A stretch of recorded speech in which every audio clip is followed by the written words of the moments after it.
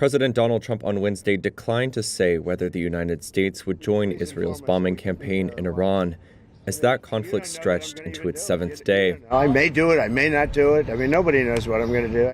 Later on, at an event in the Oval Office, Trump was again asked if he had decided whether or not to join the war.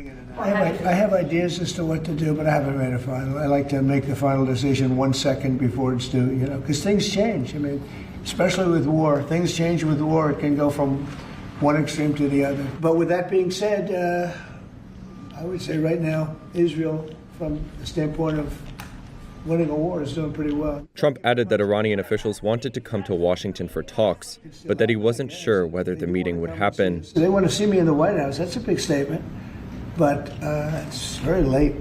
Is it enough of a statement? Israel said its Air Force on Wednesday had destroyed Iran's police headquarters in the capital, Tehran. Israel's military also said waves of strikes in and around Tehran and in western Iran in the past 24 hours have hit sites producing raw materials, components, and manufacturing systems for missiles. In its last update days ago, Iran reported that Israeli strikes had killed 224 people, mostly civilians. Meanwhile, Israeli authorities say Iran has fired around 400 missiles at Israel since Friday. They say 40 of them have pierced air defenses, killing 24 civilians. Sirens sounded early Thursday morning in Tel Aviv once again, as missiles cut across the skies over Israel and Jerusalem.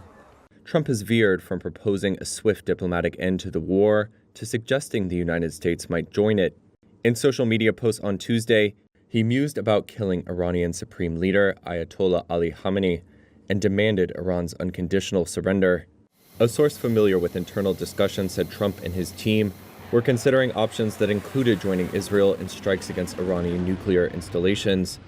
The Wall Street Journal said Trump had told senior aides he approved attack plans on Iran, but was holding off on giving the final order to see if Tehran would abandon its nuclear program.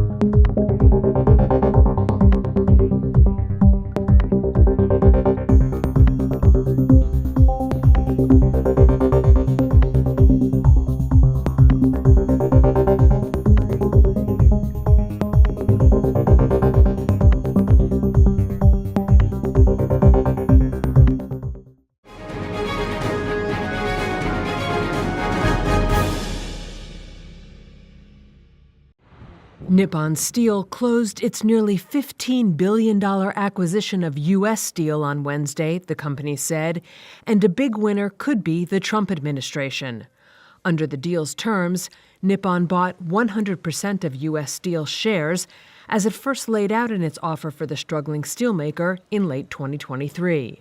But the terms also include a national security agreement inked with the Trump administration, which gives President Donald Trump the authority to name a board member, as well as a non-economic golden share. The golden share gives the U.S. government veto authority over a raft of corporate decisions, from cutting production output to moving U.S. Steel's headquarters out of Pittsburgh. A strong steel industry is not just a matter of dignity or prosperity and pride. It's above all a matter of national security. The measures represent an unusual level of control conceded by the companies to the U.S. government in order to save what had been seen as a controversial merger. The deal had been opposed last year by both then-President Joe Biden and Trump, as the two tried to woo voters in the key swing state of Pennsylvania, and after the United Steelworkers Union also opposed the merger. Biden blocked the deal on national security grounds, prompting lawsuits by the companies. But the steel companies saw a new opportunity in the Trump administration, which opened a fresh 45-day national security review into the proposed merger in April. A month later, Trump headlined a rally giving his vague blessing to a, quote, investment by Nippon Steel, which he described as a great partner. They've made a very big commitment, and it's a very big investment. The acquisition will give U.S. Steel an $11 billion investment through 2028, including money for a new U.S. mill.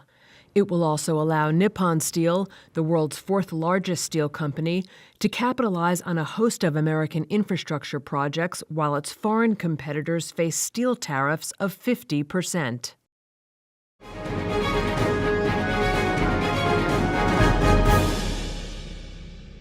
How many people live in Iran, by the way? I don't know the population. At all? No, I don't know the population. You don't know the population of the country you seek to topple? How many people live in Iran? 92 million. Okay. Yeah, How could you not know that?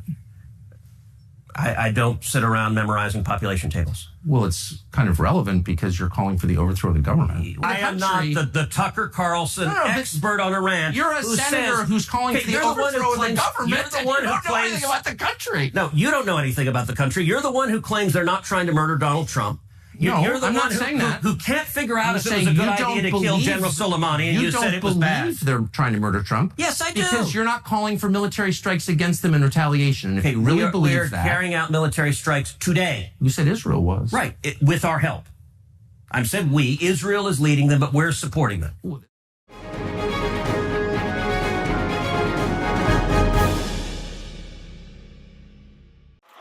Brazil on Wednesday declared its commercial flocks free of the bird flu virus after observing a 28-day period without any new commercial farm outbreaks, the country's Ministry of Agriculture said. The world's largest poultry exporter began its countdown to disease-free status on May 22nd, following the complete disinfection of the farm where Brazil's only commercial outbreak was detected last month. China and other importers banned chicken imports from Brazil, which accounts for 39% of global chicken trade, pending measures to control the disease. Agriculture Minister Carlos Favero says Brazil is trying to resume exports with its trading partners. The World Organization for Animal Health must now confirm Brazil's status, according to guidelines. Brazil's first outbreak hit a chicken breeder farm in the town of Montenegro, where 17,000 birds were culled.